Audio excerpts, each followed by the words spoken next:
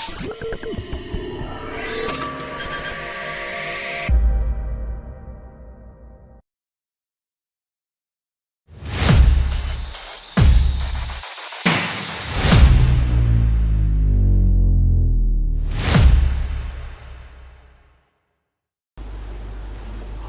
kembali lagi di Posko Podcast bersama Kominfo. Wah, ini kita berjumpa kembali lagi di Posko yang setelah sekian lama kita belum upload nih. Nah, akhirnya kita berjumpa lagi di segmen kali ini. Segmen bersama salah satu bintang tamu yang mungkin dari salah satu teman-teman dari Prodi BK sudah tahu gitu, atau bahkan ada yang belum tahu. Nah, beliau ini adalah salah satu mahasiswa BK Upgris juga tentunya, dan ini merupakan salah satu kesempatan untuk kita semua bisa sharing-sharing bersama salah satu mahasiswa di BK Upgris gitu. Nah, sebelumnya teman-teman, perkenalkan di sini saya Fahmi Firmansyah. Di sini saya sebagai host dari salah satu narasumber yang hadir pada kali ini, dan juga nantinya saya akan memandu jalannya podcast kali ini. Oke, langsung saja kita sambut. Wah, ini ada Mas BK ini tentunya. Halo. Oke, halo juga. Mungkin bisa memperkenalkan diri, Mas. Oke. Ya, jadi teman-teman sekalian, saya Raihan. Saya mahasiswa BK tentunya di Upgris semester 5. 5. Ya. Oke. Itu aja. Itu aja. Berarti namanya aja Mas Raihan aja, atau ada nama panjangnya? Oh, Mas? nama panjang ya. Ya, Nama panjangnya betul, Raihan Raif. RAIF. Ya. Bisa dipanggil apa, Mas? Raihan boleh. Oke, Raihan. Mas Ya. Raihan gitu ya, Mas? Ya. Saya panggil Mas atau Raihan aja ini? Terserah. Terserah. Oke, Terserah. lebih sopannya Mas aja gitu. Ya, boleh. Oke, baik. Baik, jadi Mas Raihan sendiri ini lagi menempuh perkuliahan di Prodi BK semester 5 ya, Mas? Iya, betul, semester 5. Kalau boleh tahu, Masnya sendiri ini mahasiswa reguler atau karyawan nih, Mas? Saya mahasiswa karyawan. Karyawan. Jadi kuliah saya online dan malam. Gitu. Malam gitu ya, Mas. Oke. Kemudian mungkin bisa diceritakan, Mas, pengalaman dari Mas Raihan selama mengikuti perkuliahan yang nggak seperti pada umumnya gitu, mahasiswa. Oh, ya. Kadang ngekos, pulang rumah ngekos. Oke. Mas Raihan sendiri kan perkuliahan malam hari gitu, Mas. Oke. Ya, jadi sebenarnya dulu saya itu sebelum berkuliah nih, Mas ya. Itu dulu saya tertarik pada jurusan Usuluddin. Usuluddin ini kalau sekarang mungkin PAI ya. Karena saya juga dulu nyantri, Mas, dari kecil sampai gede, sampai SMA itu nyantri kan. Akhirnya saya sebenarnya udah daftar di beberapa tempat gitu ya, di luar sana gitu. Tapi menunggu pengumumannya itu terlalu lama gitu kan. Karena ada beberapa kampus tuh yang nunggu pengumuman aja sampai bertahun-tahun gitu ya. Menunggu waktu itu ya, karena kan senggang waktunya, ya saya gunakan waktu aja untuk kuliah di Indonesia gitu kan. Sebenarnya saya tuh tertarik pada jurusan psikologi sebenarnya. Tapi karena saya juga seorang yang bekerja, saya nyari yang part time aja, atau kalau di Upgris kan kelas karyawan ya, Iya, gitu ya. betul. Atau yang kelas sore gitu, atau yang kelas online lah gitu. Nah, yang cermet-cermet ke psikologi kan yang paling dekat BK gitu ya. Dan kebetulan juga saya tuh nyari kuliah online psikologi itu di Indonesia waktu itu belum ada.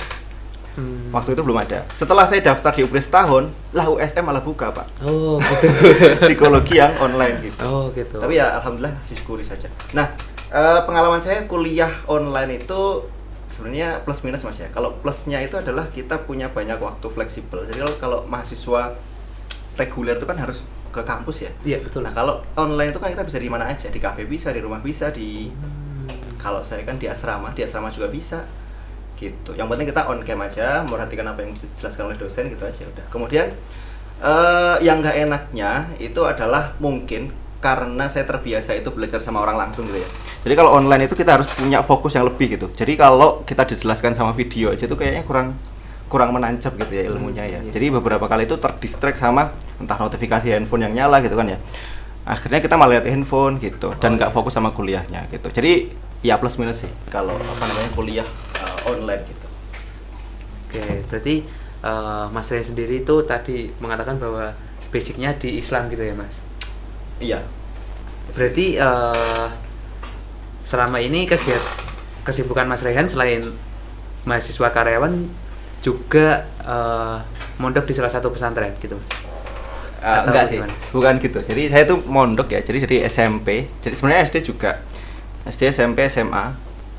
Itu saya mondok. Kemudian ada namanya pengabdian, Mas. Oh, Pengabdian gitu. itu ngabdi selama setahun dulu, 2 tahun gitu kan. Kemudian saya setelah ngabdi itu udah nggak mondok lagi, tapi saya kerja di pondok pesantren gitu, Mas. Oh, bekerja. Jadi status saya itu adalah pekerja yang kuliah, bukan santri yang kuliah gitu. Oh, gitu Iya. Mas. Ya gitu. Kalau boleh tahu Mas, di dalam pondok pesantren sendiri kan Mas Rehan sendiri kan bekerja ya Mas. Itu Mas Rehan sendiri itu di bagian apa? Ngajarin anak-anak atau Iya. Jadi saya di pondok pesantren, kalau teman-teman tahu, sebenarnya ini pondok baru juga di daerah Semarang, di Gunung Pati ya. Nanti kalau kalian punya anak bisa lah. siap. Ya kan? Nah, pondok ini pondok SMP gitu, Mas. Only SMP aja. Kemudian di sana itu pondok tahfidz. Jadi fokusnya pada tahfidz gitu ya. Jadi di sana itu saya menjabat. Posisi saya di sana itu adalah kepala pendidikan. Oh. Pak kepala sekolah ngono lho. Oh, gitu. Nah, Mas. terus saya juga nyimak hafalan juga, ngajarin di kelas juga, bergabung di organisasi di sekolah juga gitu. Gitu ya Mas. Dan kebetulan juga saya tinggalnya di pesantren itu gitu. Bukan gitu. ngekos terus kerjanya di pesantren, pulang lagi kos enggak. Jadi Oh. saya 24 jam 7 hari seminggu itu di pesantren. Gitu. Oh iya Mas, kelupaan tadi Mas. Kalau boleh tahu Mas Rehan sendiri ini domisili mana Mas? Asal daerah Saya aslinya Boyolali, Mas. Boyolali. Boyolali. Oh, Boyolali. gitu. Ada yang dari Boyolali mungkin ya? Enggak ada ya? Nggak ada Mas, nggak ada. Ini rata-rata Pati semua ini Mas. Oh, Pati. Iya. Coba yang Pati angkat tangan dong. Menurut juga. Gitu ya Mas. Rata-rata Ya. kok satu. Iya gitu. Berarti Mas Rian sendiri salah satu tadi apa ya? Ketua ya Mas. Kepala ibaratnya kayak pendidikan. kepala pendidikan gitu. Iya. Tapi tidak yang punya yayasan itu ya. Bukan. Tetap punya orang lain gitu ya Mas. Punya orang lain, saya menjabat aja jadi kepala pendidikan Oh, gitu. Nah, bagaimana sih Mas kok bisa Mas Rehan itu sampai Semarang gitu? Maksudnya bisa, katanya kan tadi pondok pesantrennya juga baru juga. Nah, Iya. kenapa kok bisa sampai Semarang dan juga bisa ikut dalam salah satu perintis membangun sebuah pondok gitu Mas? Oh ya. Jadi dulu saya setelah ngabdi itu ada teman namanya Muhammad. Nanti kalau beliau lihat nih, halo. Oke. Ya. Tapi bukan Nabi kan Mas? Bukan dong. Ya, jadi saya diajak gitu, yuk ke Semarang yuk. Ngapain? Gitu. Ke pondok. Ya udahlah saya ikut. Udah gitu aja. Proses dari saya ke Boyolali ke Semarang itu aja. Oh, Diajak gitu. orang. Nah, barulah setelah di Semarang itu barulah berproses. Pertama kali saya juga cuma nyimak tahfidz lah. Nanti lama-lama ini meningkat gitu. Gitu ya Mas. Kalau boleh tahu itu kira-kira sejak tahun berapa Mas? Saya sejak tahun 2021. 2021. 21 kesini ya ke Semarang. 2021 dari Boyolali ke Semarang. Oke, berarti setelah tadi Mas Rehan menyampaikan betapa pentingnya relasi gitu ya Mas. Ya, bisa jadi. Salah satu kan Ya, betul. menunjang karir kita Ya, juga. betul. Gitu. Sangat penting. Sangat penting. Oh ya Mas Rehan sendiri kalau masuk dalam perkuliahan mulai dari tahun 2023 berarti ya Mas? Iya. NPM saya 2311. Iya. Oh 23. ya, 23 ya Mas. 23. Oke. Keren sekali. Nah, kita kembali ke topik awal ya Mas. Oke. Seperti tema pada podcast kali ini yaitu bongkar rutinitas aktif dari mahasiswa yang kreatif sebagai konten kreator dan pembisnis. Nah, ini nih yang menarik nih. Nah, tadi kan Mas Rehan sudah bercerita nih tentang mahasiswa yang menjadi salah satu mahasiswa kelas karyawan di BK Ugris. Nah, ini juga ternyata ada seorang konten kreator dan pebisnis. Nah, mari kita bongkar bersama-sama ya. Kita bedah satu-satu gitu ya, Mas. Kita tanyakan di pebisnis dulu. Nah, Oke. kalau Mas Rehan sendiri selain tadi mengajar anak-anak di pondok pesantren, kegiatannya apa Mas untuk pebisnis nih? Yang katanya berbisnis gitu. Ini fokus bisnisnya aja ya? Ya, betul. Jadi kalau saya bisnis tuh cuci sepatu. Oh, cuci sepatu. Cuci sepatu ya. Jadi sebenarnya saya buka belum terlalu lama ya, belum ada setahun juga. Jadi apa namanya? Kalau di dalam Islam itu ya ada ungkapan, bukan dalam Islam, dalam Muhammadiyah ya. Walaupun saya bukan Muhammadiyah, saya ngambil ini apa namanya? Hidupilah Islam, jangan cari penghidupan dalam Islam gitu ya. Kebetulan saya kan kerja di pondok gitu ya. Iya. Terdapat paradoks juga Mas dengan itu. Jadi kita itu kerja di pondok kan dapat gaji nih. Iya, Dapat gaji. betul. Kita tuh hidup dalam hidup dari Islam atau kita menghidupi Islam gitu kan ya. Nah, makanya dari itu saya tuh pengen sekali apa namanya? Sebenarnya berangkat dari merdeka finansial gitu. Oh, Jadi iya. saya tuh pengen sekali justru saya lah yang menghidupi Islam gitu ya. Oh, saya gitu. saya justru pengennya nggak digaji dari lembaga keislaman apapun gitu pengennya. Jadi saya pengen inisiatif bagaimana caranya menghasilkan uang untuk menghidupi Islam gitu kan. Itu ya untuk saat ini sih masih itu ya apa namanya buka peluang cuci sepatu gitu. Oh, gitu. Oke. Menarik juga nih Mas. Bisnisnya itu. Iya. Kalau boleh tahu ini sudah dimulai sejak kapan Mas? Dimulai sejak saya lupa. 1 tahun yang lalu berarti ya Mas? Wah, nggak sampai Mas, kayaknya Nggak masih sampai. beberapa bulan Baru gitu. gitu ya? Setengah tahun mungkin ya. Setengah tahun. Ya. Dan alhamdulillah masih berjalan sampai sekarang. Alhamdulillah masih berjalan. Alhamdulillah masih Oke. berjalan. Nah, Iya. gitu ya Mas. Iya, iya gitu. Pebisnis sepatu.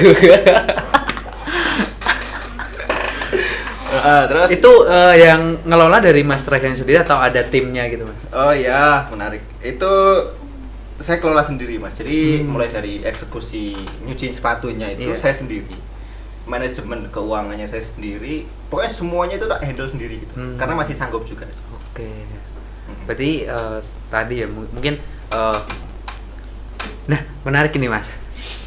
Pembagian waktunya itu gimana? Tadi kan Mas Oh, iya. Rehan juga ada kuliah malam dan juga Betul. ngajar anak-anak di pondok. Nah, untuk waktu bisnisnya sendiri itu di waktu-waktu apa gitu Mas? Oke, menarik juga. Jadi saya tuh kan punya 4 kegiatan utama di pondok pesantren, kemudian kuliah, terus bisnis dan ya dikit-dikit bikin video gitu ya. Oh iya. Jadi betul. bisnis itu nomor 3 sebenarnya Mas. Jadi yang utama itu tetap pesantrennya, kemudian yang kedua baru kuliah. Gitu kan ya.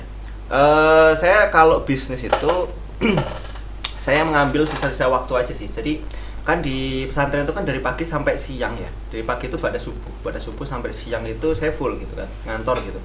Nah setelah itu saya gunakan yang kedua itu untuk kuliah sebenarnya. Jadi kalau ada tugas ya ngerjain dulu, kalau nggak ada tugas ya saya langsung ke prioritas ketiga yaitu bisnis gitu kan ya.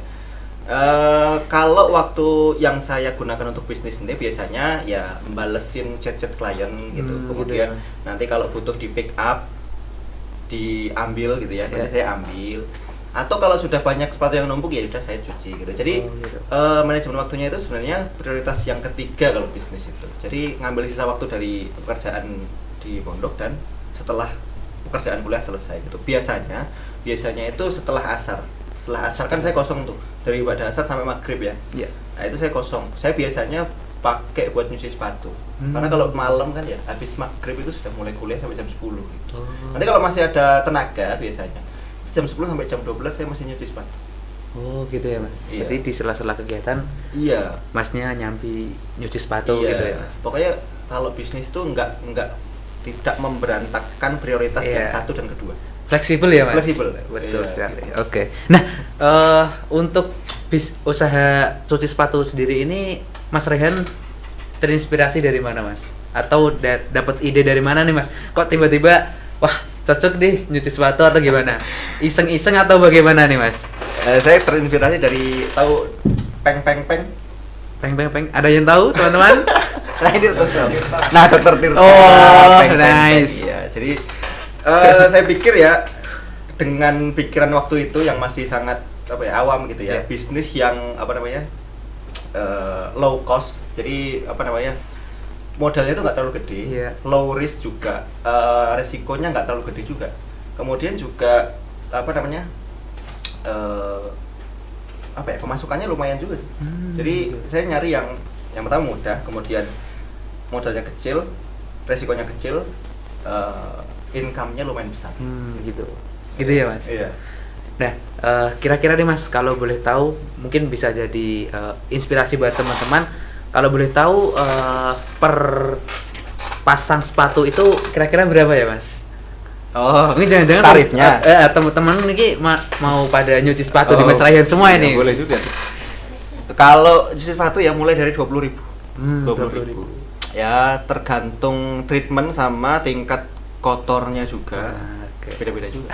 Sekalian promosi ya Mas? Iya betul. Nah, jadi teman-teman. Lanjutkan Mas, lanjutkan. Nggak usah. Gitu ya Mas.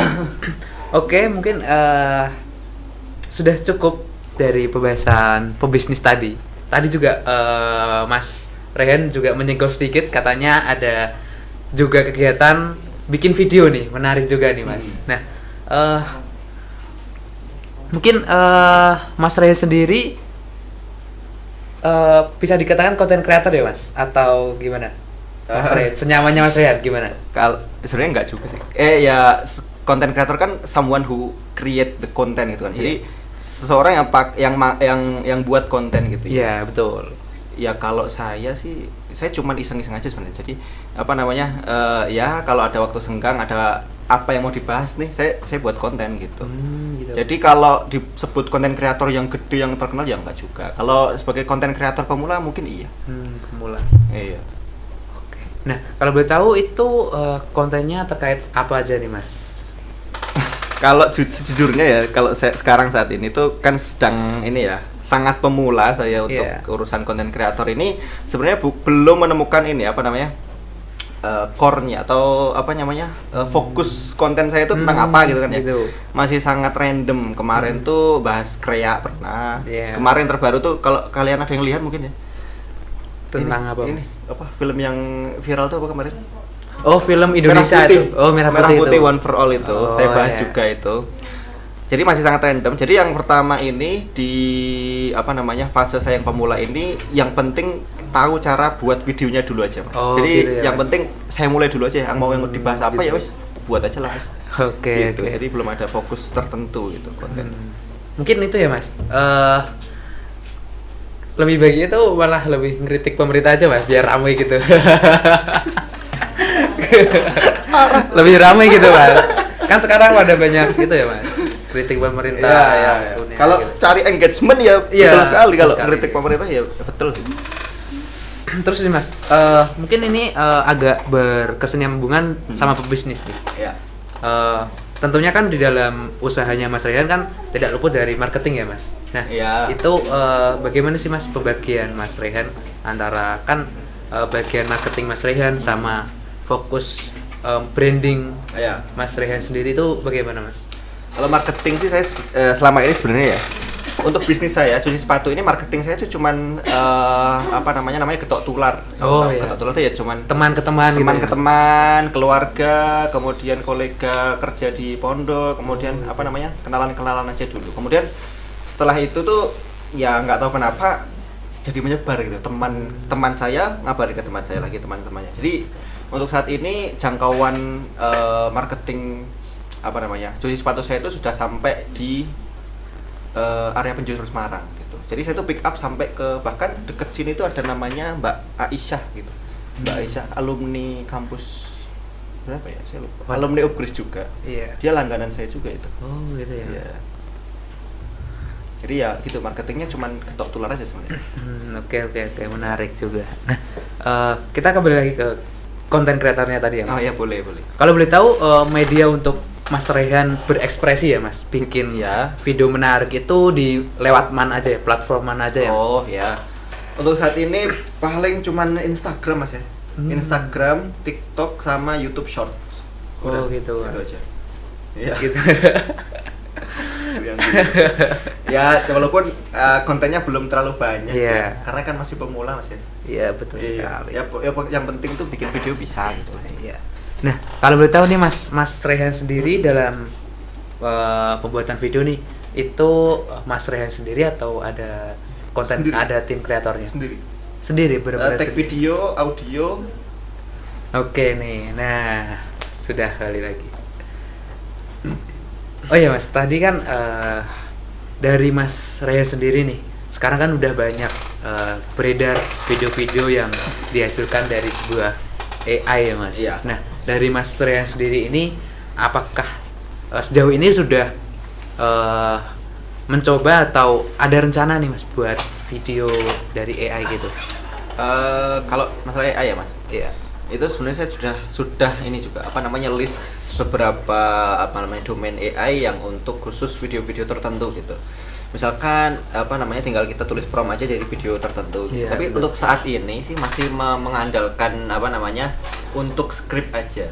Jadi saya tulis scriptnya nanti dirapikan sama AI atau di convert nanti biasanya. Oh. Karena script saya mungkin kepanjangan biar jadi YouTube Short atau Reels yang pendek 1 menit gitu nanti di ringkas sama AI. Jadi untuk saat ini sih masih membantu saya dalam masalah script video. Belum Oke. produksi video pakai AI. Berarti baru tahap bikin skripnya aja gitu Iya, ya Mas. iya. Tentang mungkin isi-isinya gitu. Ya, itu sama mungkin rekomendasi konten apa nih? Kan dia bisa ini ya. Oh iya gitu. Iya. Oke oke, menarik juga. Nah, tadi kan dari Mas Ryan sendiri udah bercerita banyak nih tentang perjalanan hidupnya dan juga kegiatannya sehari-hari gitu ya Iya. Mas. Nah, dari teman-teman apakah ada pertanyaan nih dari Oh, langsung untuk pertanyaan? Mas? Iya, kita Oh ya boleh, boleh. lanjut ke sesi pertanyaan sebelum Oh, iya. saya yang menanyakan ke Mas Oh, Rehan. boleh, gitu. boleh, boleh. Mungkin saya kasih kesempatan buat teman-teman ini yang di belakang layar nih. Apakah ada pertanyaan gitu buat Mas Rehan gitu? Dari kesibukan Mas Rehan tadi ada mengajar di pondok, kemudian bisnis dan juga bikin video konten yang menarik gitu, dan juga yang paling utama ada kuliah gitu ya Mas. Nah, apa sih yang biasanya memicu ide kreatif di tengah-tengah kesibukan sebagai mahasiswa, khususnya mahasiswa karyawan gitu Mas? Nah, ya boleh. Jadi saya tuh udah siapkan tadi materi yang di-share sama Mbak admin tadi ya. Iya. Jadi ada beberapa ya Mas ya. Kalau yang memicu ide kreatif untuk membuat konten itu sebenarnya yang pertama pengalaman sehari-hari. Pengalaman sehari-hari sebagai saya sebagai seorang pengajar gitu ya.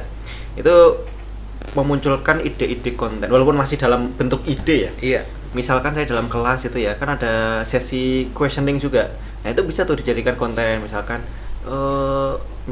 murid-murid saya nih nanti baris gitu ya, kita tanyain satu-satu. Nah, itu kan juga menjadi salah satu apa namanya ide konten ya. Kemudian masalah yang ditemui, jadi beberapa kali kan saya menemukan masalah ya, misalkan manajemen waktu gitu ya. Iya, betul. Masih tabrakan berantakan manajemen waktunya, itu bisa juga dijadikan konten juga. Terus ada inspirasi dari orang lain. Jadi sering kali ya saya tuh lihat podcast juga. Contohnya kayak Mas Ferry Irwandi, Mas Dedi gitu ya. Iya. Itu juga jadi inspirasi saya buat konten gitu. Terus yang terakhir nih yang sekarang saya buat kontennya itu isu-isu sosial Iya, biasanya. isu sosial. Kayak kemarin tuh yang apa namanya film Merah Putih One for All itu. Kemudian dulu pas zamannya Kreak di Semarang itu saya Iya. juga bikin konten. Ya itu sih yang memicu ide kreatif saya untuk membuat konten. Iya. Oke. Oke nih Mas, selanjutnya ada pertanyaan lagi.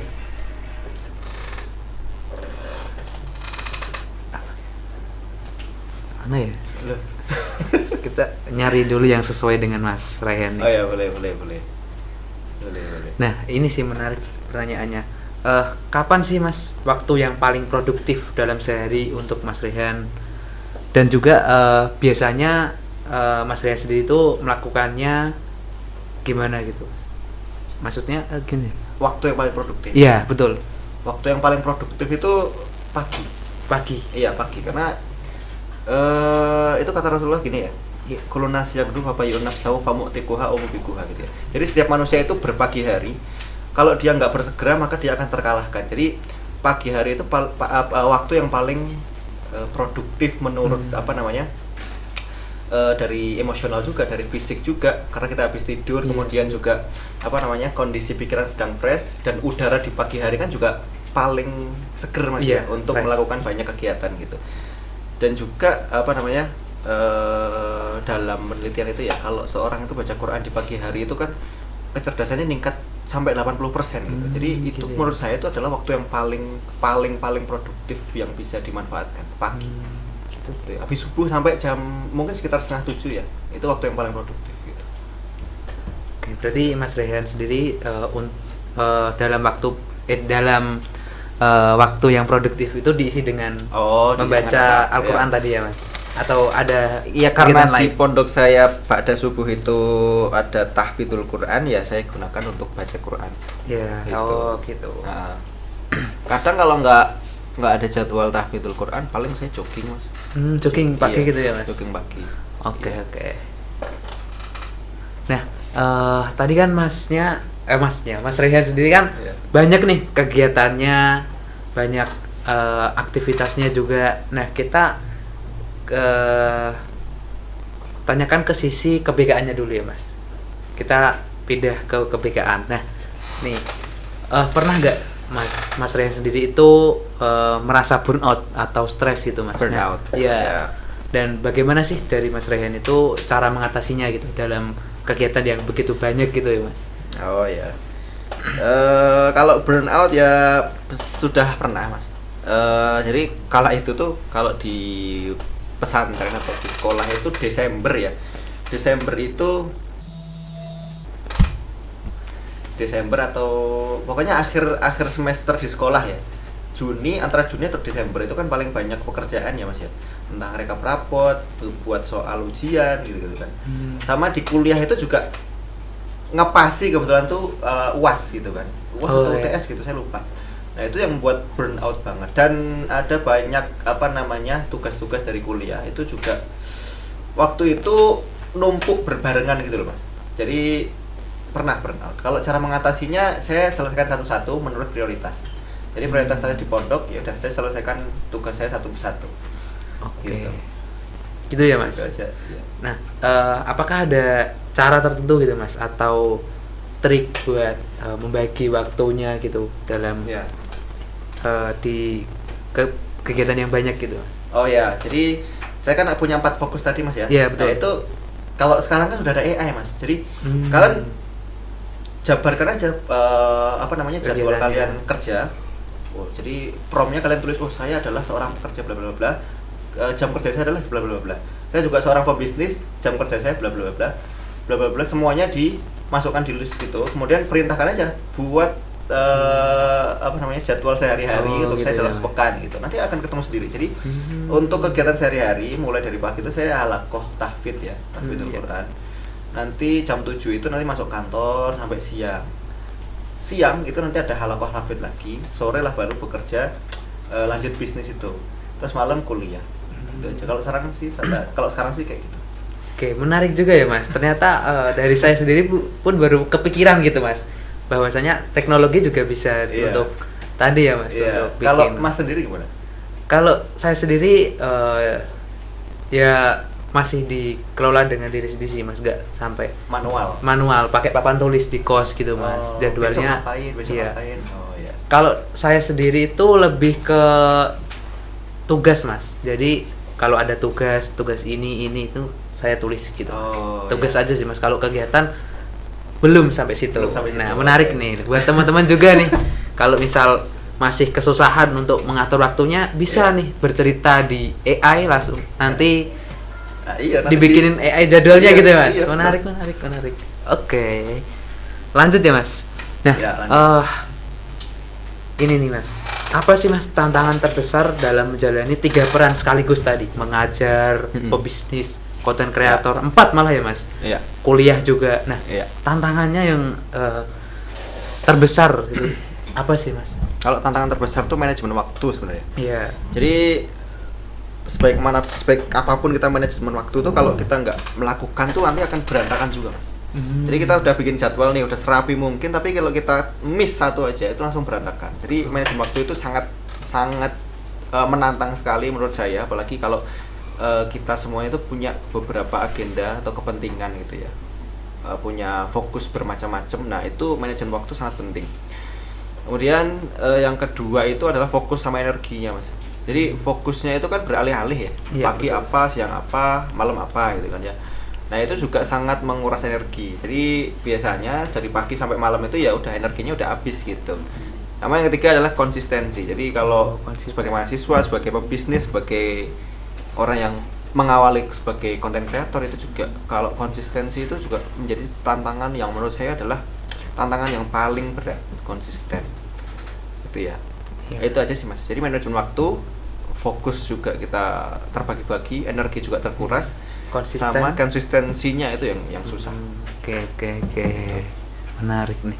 Nah, dari teman-teman apakah ada yang ingin ditanyakan nih dari teman-teman? Ini terkait menyeimbangkan kreativitas Mas Rehan dan juga sisi pembisnis gitu. Jadi kayak bagaimana gitu Mas Rehan menyeimbangkan antara kan sebagai pembisnis dan juga content creator kan harus kreativitas dan juga sisi pembisnisnya ada gitu. Nah, bagaimana cara Mas Rehan itu menyeimbangkan kedua sisi tersebut gitu? Menyeimbangkan kreativitas dan bisnis. Kayaknya bukan menyeimbangkan ya mas ya. Mungkin membagi kali ya. Jadi kalau kreativitas itu sebenarnya muncul dari beberapa faktor mas. Mungkin tadi kayak saya karena banyak berinteraksi dengan orang, kemudian juga banyak kegiatan. Nah di situ tuh banyak ide-ide yang muncul. Jadi kalau seberapapun kreativitas kita, kalau kita dekem aja di kamar kan nggak keluar ya. Iya. Nah jadi ide kreatif itu sebenarnya muncul dari beberapa faktor tadi. Kalau saya sendiri adalah karena saya banyak berinteraksi dengan orang, karena saya hidup di lingkungan pesantren itu ya, banyak sekali manusia di situ. Sama karena saya juga banyak kegiatan. Gitu. Jadi kreatifnya itu otomatis muncul sendiri mas. Gitu ya.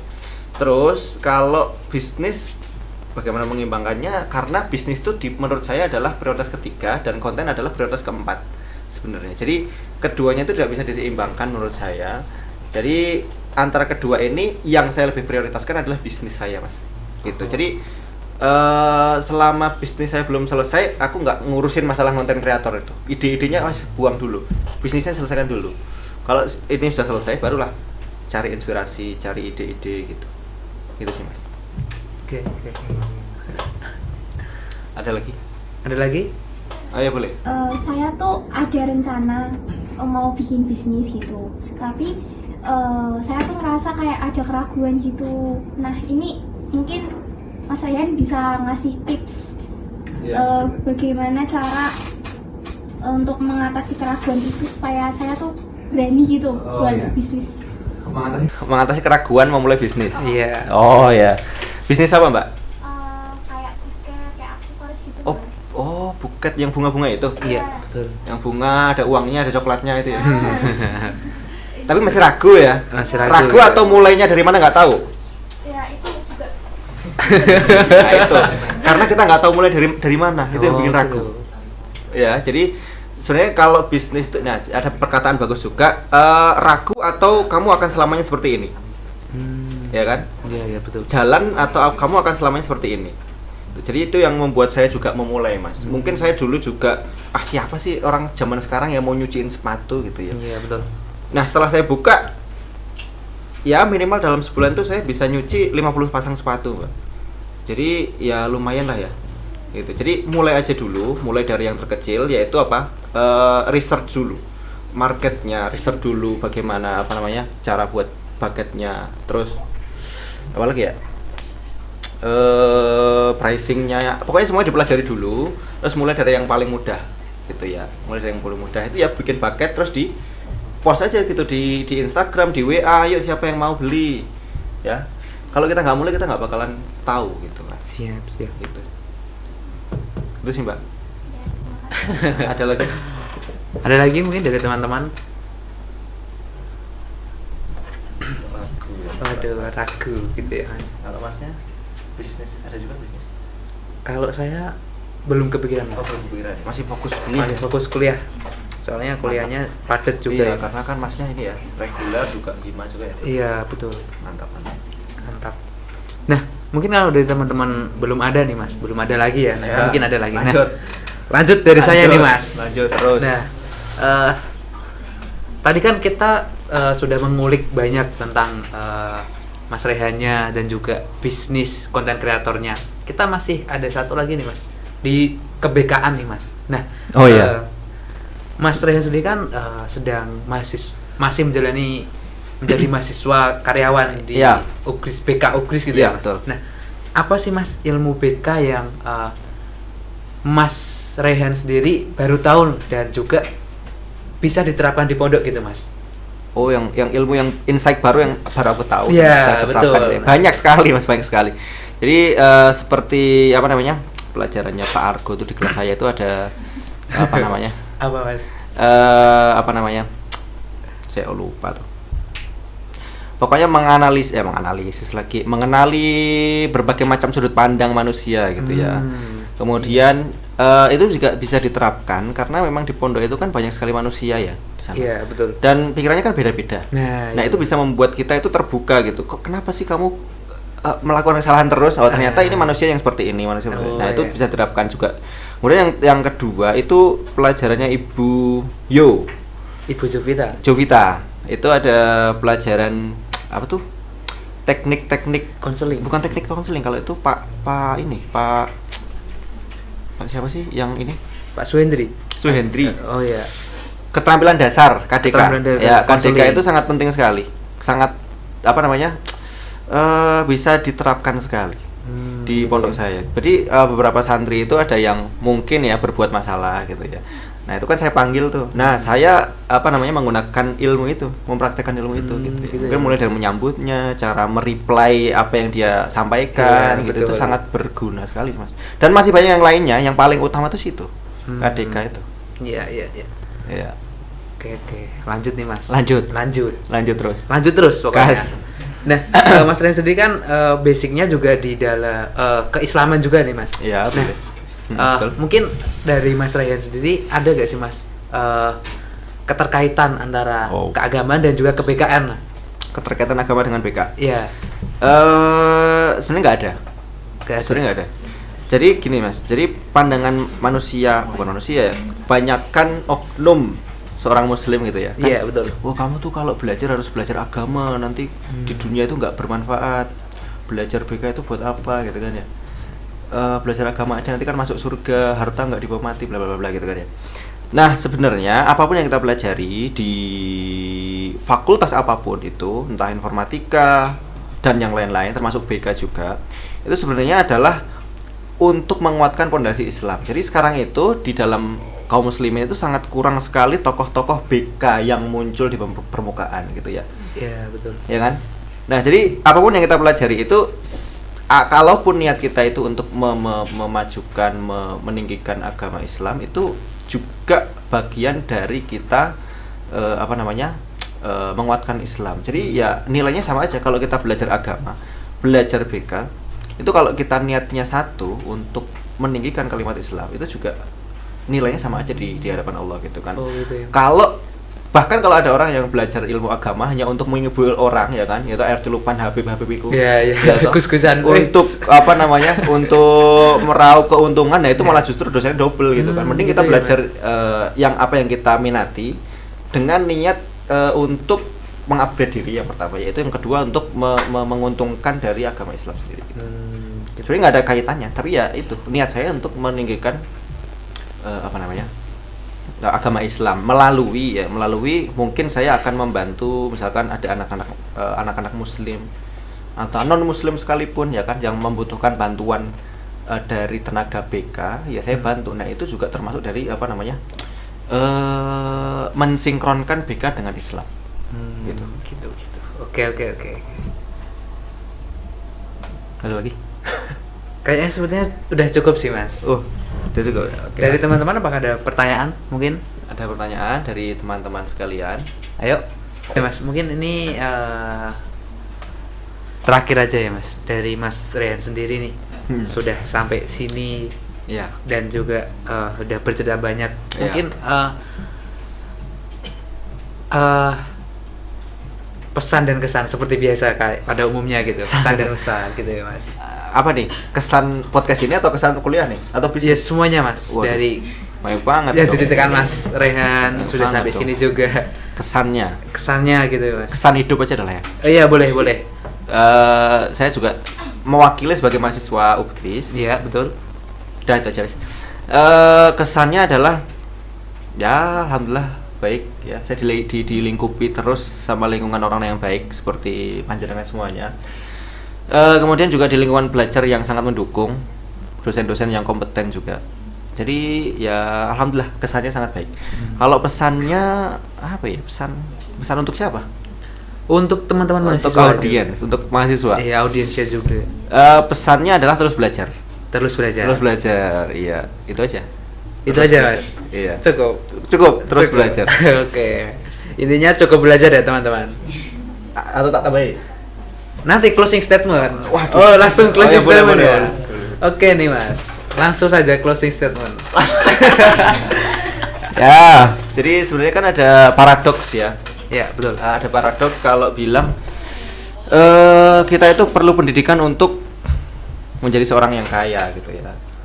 Dan dengan menempuh pendidikan juga kita perlu duit. Jadi kan agak saling bertabrakan ya. Kita mau belajar butuh duit. Dan kita belajar untuk duit gitu.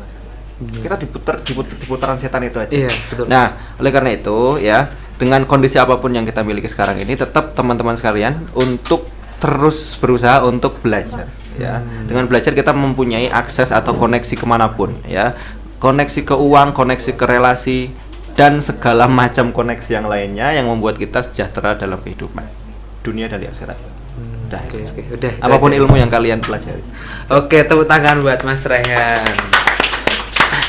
Itu adalah salah satu narasumber kita yang cukup keren juga ya. Waduh. Pada segmen kali ini.